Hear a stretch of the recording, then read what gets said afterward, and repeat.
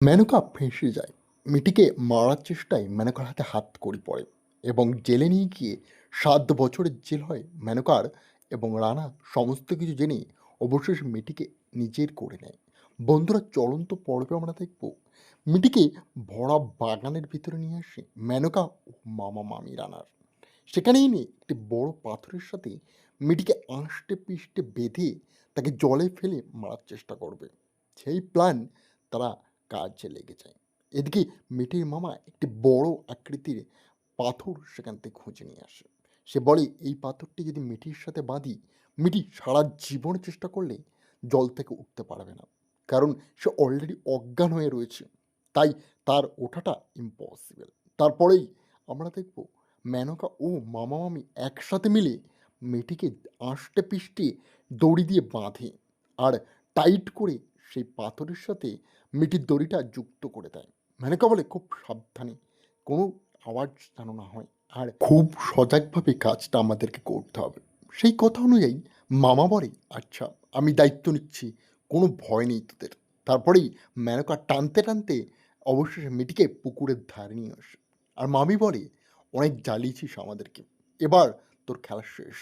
তুই আমাদেরকে এমন কোনো পরিস্থিতি হয়নি যেখানে ঠকানোর চেষ্টা করিসনি। এবারে তোর টাকার ইন্স্যুরেন্স নিয়ে সব অ্যাশ করবো আমরা। আর এই পুরো বাড়িটাকে ধ্বংস না করতে পারলে আমাদের নাম পাল্টে দিবি। তারপরেই সঙ্গে সঙ্গে মেনকা বলে, ফেলে দাও এইবার। সেই কথা অনুযায়ী মেনকার কথা রেখে মিটিকে ভরা জলের মাঝখানে একটা বড় পাথরের সাথে বেঁধে পুকুরের মাঝখানে ফেলে দেয় মিটিকে সঙ্গে সঙ্গে। এবং মিটির চোখ খুলে যায় তক্ষুনি। মিটি জলের ভিতরে দেখে তার পা কোনোভাবেই উঠছে না। সে তার সব জোর দিয়ে জল থেকে ওঠার চেষ্টা করে। এদিকে হাসতে হাসতে মামা মামি বলে, এতদিন ধরে চেষ্টা করছি, ওকে বাগাতে পারছিলাম না। আজ মেনকা তোমার সাহায্যে আমাদের পথের কাঁটাটিকে সম্পূর্ণ উপড়ে ফেলেছি। মেনকা বলে, আর লেট করা যাবে না, বাড়িতে ফেরত চলো, বাড়ির লোকজন খোঁজাখুঁজি করছে। রানা এদিকে চিল্লি চিল্লি মেনকাকে ডাকছে, মেনকা, মেনকা তুমি কোথায়? কিন্তু মেনকার কোনো হুঁশ নেই।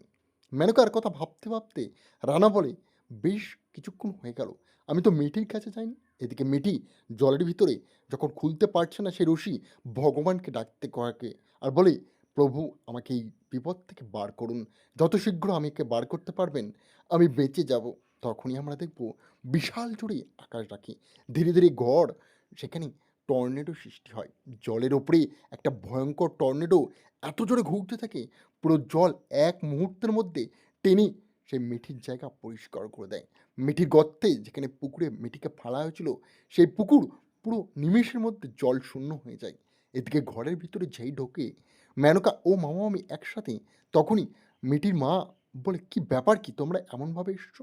আর পা স্লিপ কাটার কারণে তাদের পা ভিজে হওয়াতেই তারা সেখানে পড়ে যায় তিনজনে একসাথে, এবং তারা জঙ্গল থেকে আসার কারণে পুরো জায়গাটি কাদায় বিচ্ছিন্ন হয়ে যায়। আর তখন দেখে রেগে যায় সঙ্গে সঙ্গে রানার মা। তিনি বলেন, কোথায় গিয়েছিলেন আপনারা? এত কাদা পায়ে তিনজনে একসাথে কোনো কূটনৈতিক চাল চালতে গিয়েছ? ম্যাডাকে বলে, না না, আমরা কোথাও যাইনি। তার মা বলে, ঠিক আছে, যখন যাননি তার এই জায়গাটি ভালো করে ঘষে ঘষে পরিষ্কার করে তারপর যেখানে ইচ্ছা সেখানে যাবেন। এদিকে মিটির পুরো পুকুরটি শুকিয়ে যায়। সে বলে, ভগবান আপনি আমাকে সাহায্য করলেন, আপনি সর্বদাই সত্যর হাত ধরেন, সেটা থেকে ভালো লাগলো। আমি ভেবেছিলাম কয়েক মুহূর্তের ভিতরে আমি তো মারা যাব, এই পৃথিবীর আলো আর কোনো দিন দেখতে পারবো না, কিন্তু আপনার এই ইচ্ছায় আমি আবারও ফেরত এসেছি। আমি মেনকাকে ছাড়বো না, যে আমার এত বড় ক্ষতি করতে চেয়েছিল।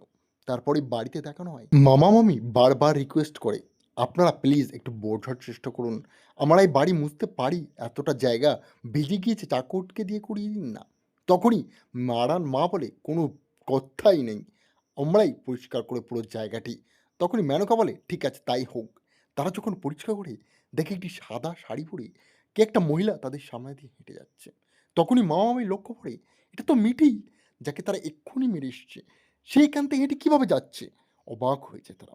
তখনই মেনকা বলে, ভুল দেখেছো তোমরা, তোমরা স্বপ্ন দেখেছো, ওসব মিস্টেক এখানে এমন হয়। তখনই মেনকা ও মামা মামি একসাথে বাইরে দেখতে যায় যে মিটি সত্যিই কি মারা গেল নাকি, না সেই পুকুর কি হলোটা কি। তারা যখন এগোয় সামনের দিকে, তখনই তারা লক্ষ্য করে তাদের সামনে জল জল করছে মিটি, জল জ্যান্ত মিটি মুখে রক্তী তার এই ভয়ঙ্কর চেহারা দেখে ভয় পেয়ে যায় মেনকা। সে বলে, "মিঠি, তুই বেঁচে আছিস এখনো? কি করে সম্ভব? আমি তোকে নিজে শেষ করে এসেছি।" "এটি কেন হতেই পারে না? আমরা স্বপ্ন দেখছি নাকি? ইম্পসিবল!" তখনই তাদের সামনে মিঠি এসে বলে, "ঠিক দেখছিস রে তোরা। তোরা আমাকে মেরেছিস। আমি মিঠির ভূত। এবার প্রতিশোধ নেব।" সেই প্রতিশোধের কথা শুনলেই মামা-মামি ও মেনকার ভন, ভন করে মাথা ঘুরতে থাকে। তারা ভয় পেয়ে যায় প্রচুর পরিমাণে। ৩ জনাই সেখানেই চিৎপাত হয়ে অজ্ঞান হয়ে পুরো পড়ে যায় মাটিতে। ধম করে আওয়াজ হয় আর মিঠি বলে, "এবারই তো খেলা শুরু। তোদের মুখ থেকে ওগলাবো তোরা আমার ক্ষতি করার চেষ্টা করেছিস।" সকাল হতে না হতেই রানা তাদেরকে দেখে মুখে জলের ছিটে দিয়ে মেনকাকে জাগিয়ে তোলে এবং একে, একে মামা-মামির হুঁশ ফেরে। তারা ভয় থেকে তো থরথর করে কাঁপছে আর তাদের গা গরম, পুরো জ্বর চলে এসছে। তারা নিজে থেকে চোখের সামনে ভূত দেখে তক্ষুনি মামি বলে বসে, "আরে মিঠিকে আমরা মারতে চেয়েছিলাম। মিঠি বেঁচে ফেরত এসছে। মিঠিকে আমরা দেখেছি চোখের সামনে। কাল কাল মিঠির ভূত আমাদেরকে মারার চেষ্টা করেছিল। মিঠিকে আমরা যখন যেমনভাবে জলে ফেলে মেরেছি ঠিক সেভাবেই সে আমাকেও মারার চেষ্টা করেছিল। আমি মরতে চাই না, এই বাড়ি ছেড়ে চলে যাবে।" সেই ভয়ে ও আক্রান্ত অবস্থায় মিঠির মামি মুখ থেকে সব কথা উগলে ফেলে। আর সে একে, একে বলে ফেলে মিঠির সাথে কি ঘটনা ঘটেছিল। সেই সবকিছু শুনে বলে, "রানা, এত বড় ক্ষতি করলে মেনকা তুমি আমাদের। মেনকা, এবার তোমাকে মরতেই হবে। তুমি যে ক্ষতিটা আমাদের করেছো।" তারপরেই রানা মেনকাকে হাতে তুলে দেয় পুলিশের।